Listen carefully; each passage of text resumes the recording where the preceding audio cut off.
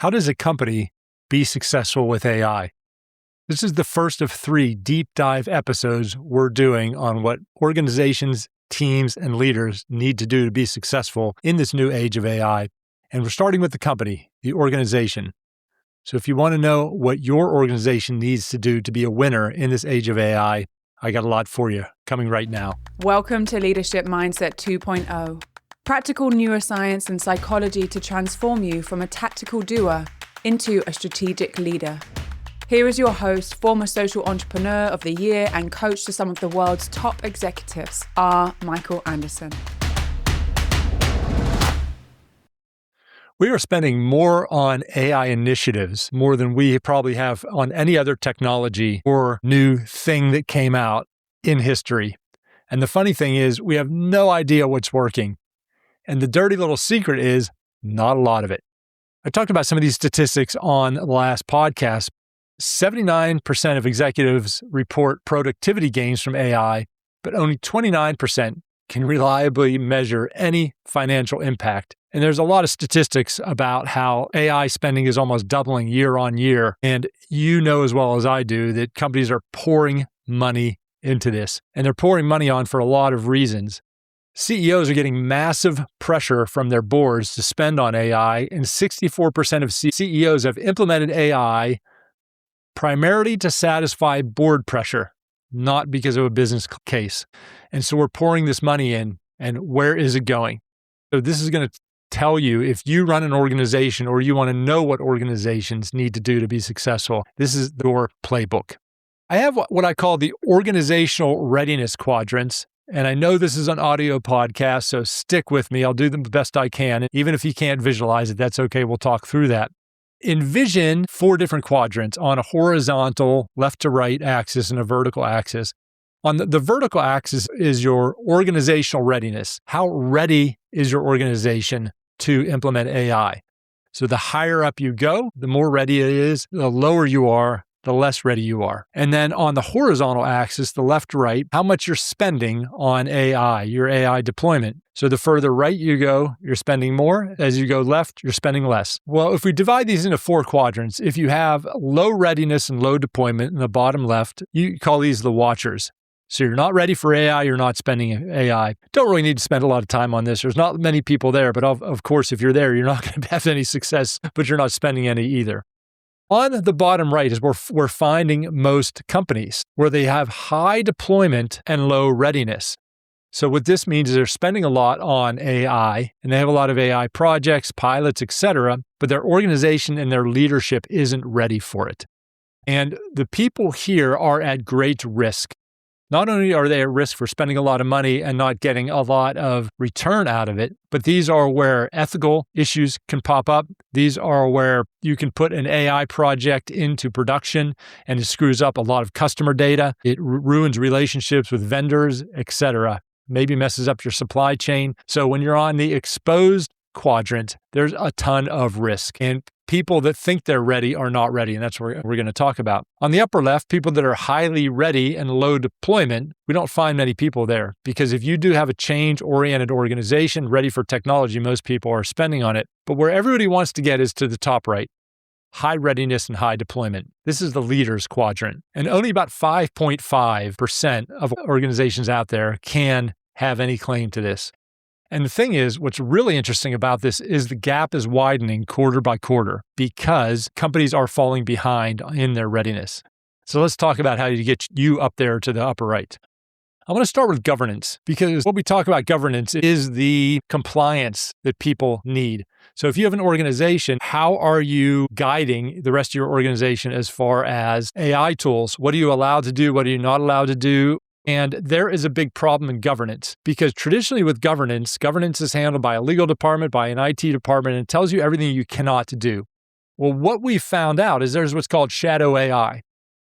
So organizations are like, oh my gosh, we need to put some governance around AI. Here's all the stuff you can't do in this massive list.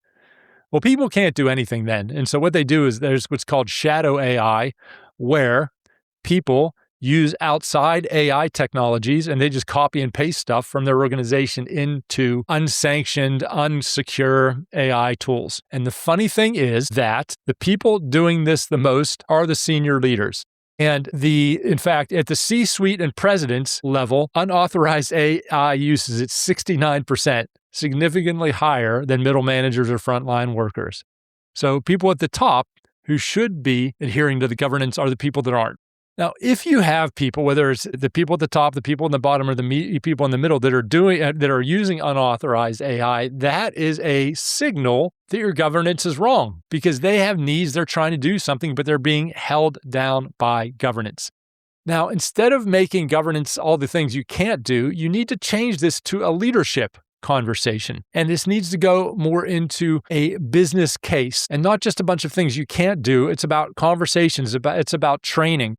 We really need to empower people. We need to have conversations about this. We need to change the governance conversation around AI into a leadership question about how do we train people? How do we empower people?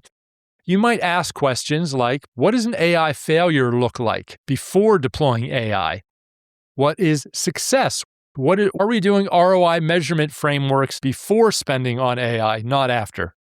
Really simple things like that. Board of directors need real AI education. And here's the funny thing. Boards are putting pressure on senior leaders to implement AI, but boards are giving no directions around governance. So here, there's this dichotomy of do more, but I don't really know what you're supposed to do and not do. So we got a lot of education to do from the board level on down. Let's take this to the next level, more on implementation and integration. I've come up with what I call signal and action speed. And I'm coming up with ways to measure this. To me, this is the most important thing that organizations need to improve and focus on to be successful in the age of AI. So let me define these. What signal speed is how fast honest information, including failure and problems, reaches decision makers who can act on it. So if there's a problem, how fast can that issue move up the organization to a decision maker? And then just the same, what is action speed? Once it's made, how fast does it reach the people doing the work and how quickly is it implemented and integrated? Now, this is how fast honest information travels up the organization and gets acted on. So why this is the hidden variable in AI failure is because of the middle management. Middle management is honestly your engine room of your organization.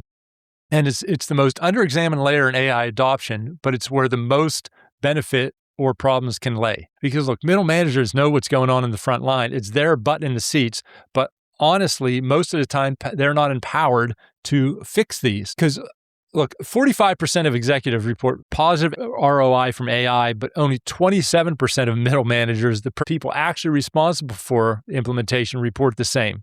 So that's not just a difference of opinion. That means the signal isn't traveling. Manager use of Gen AI is running around 75%. Frontline use is stalled at around 50% for a while now. So middle managers are actually way ahead. So what we need to do is make sure, and here's the 4 things that you need to do to improve your signal and action speed. First one is psychological safety. You probably know this. Amy Edmondson has done a lot around there. So what this is, people need to feel safe telling people that there's problems without it being their problem or their fault. 83% of business leaders say psychological safety directly impacts AI initiative success from Infosystem and MIT. And the thing is, if you think about it, there's this big AI project that some C-level person is really happy and proud about. And then some person who's getting paid a 10th or 100th of what that executive is finds a problem, knows why it's not going to work, but is like, I'm not telling my boss. I don't want to get fired. I don't want them to tell me it's my problem or my fault. So that's what I mean by psychological safety. The second thing is distribution decision rights, meaning we need to push decision-making down as far as we can in the organization.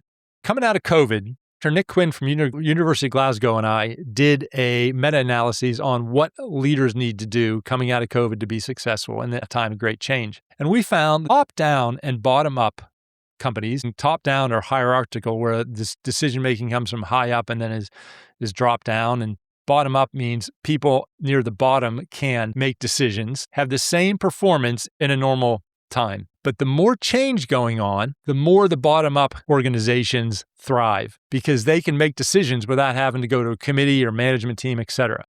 I just did this AI board facilitation with an organization, and I told them about this, and they're like, oh no, we just spent the last 15 years centralizing everything.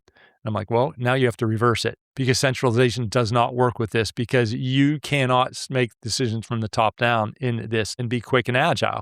I'm working with another company and they're doubling over the next 3 years. And this is without even AI.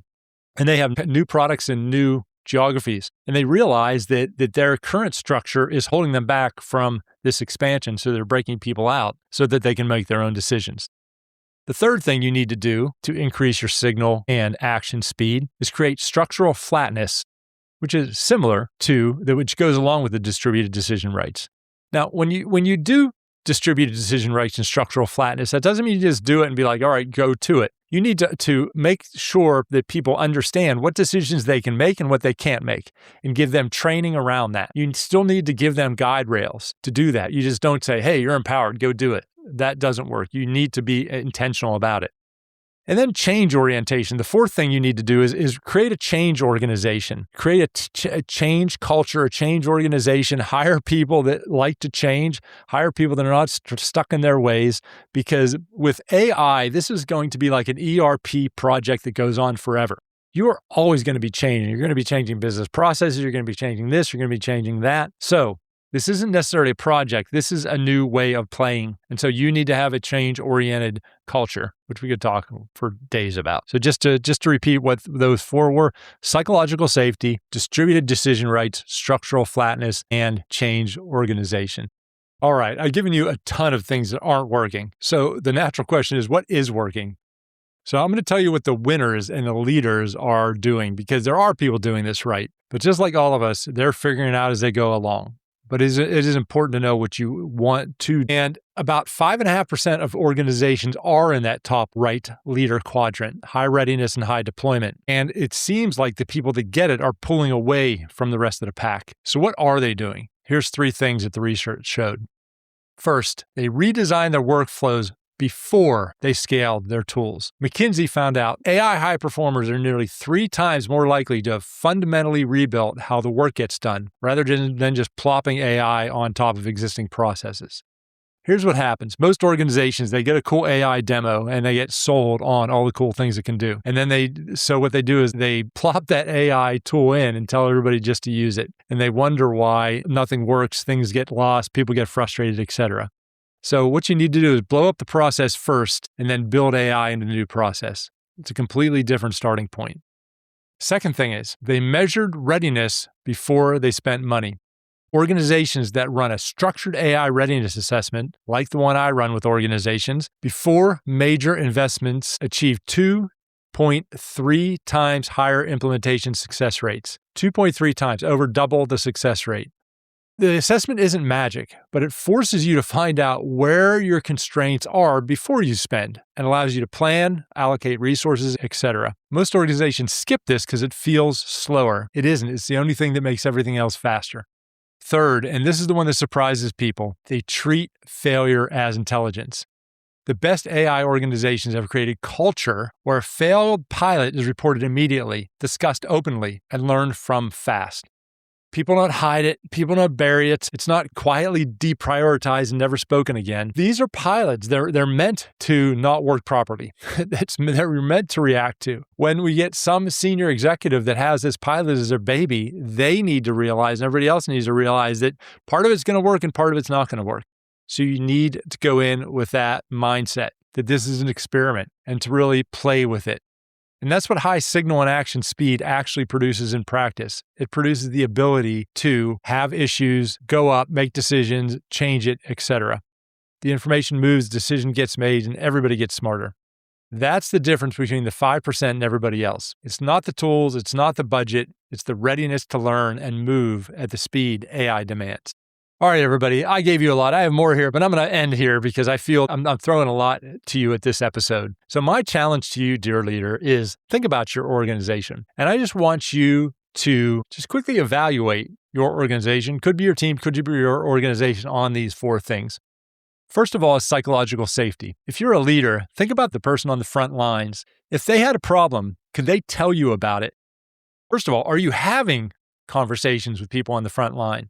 If you aren't, then you need to. Secondly, do you feel that they feel 100% safe to tell you one of your great ideas isn't working or how it's not working? Have you heard that in the last 60 days? So that's psychological safety. Second, distributed decision rights. How centralized is your organization in your team? How empowered are people on the front line? Do they have the right mindset and do they know what the decisions they can and can't make are? 3, structural flatness. How many levels do you have? Now look, you can't have a flat organization because you need leaders and managers to hold people accountable, to do coaching, etc. I don't mean that. I mean, how many layers are there that people have to go through to make decisions through set policy, all those different types of things? Fourth is change orientation. How often do you preach change? How much does your team embrace change? If you tell your team you're going to do something different, how much do they fight back against it? And how much do they jump on it? That's it. That's all we got. Just those 4 small things. Look, I know this is a lot, but look, everybody is struggling with this. This is not something you change overnight. What you do is you get clear about what's going to move the needle, move a little bit more closer to that every day, and just be consistent and be clear. Keep doing that, dear leader. You are going to be one of the winners out of this really important time. I know you can do this. You got this.